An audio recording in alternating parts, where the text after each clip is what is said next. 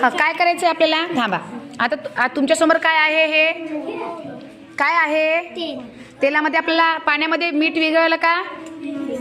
नाही विरघळलं पाण्यामध्ये मीठ? साखर विरघळली का? तेल विरघळलं का पाण्यात? मग आता आपल्याला बघायचंय तेलामध्ये मीठ विरघळते का? हे घ्या, मीठ आहे का रे? मीठ घ्या बरं.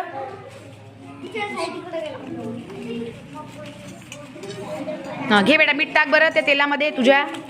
कोण टाकते? तू टाक ग. तिला टाकू दे हिच्या तेलात. थांब, तू थांब. हा, बघ बरं आता मीठ विरघळते का? मिसळो. हा, तू काय कर, साखर टाक तेलामध्ये.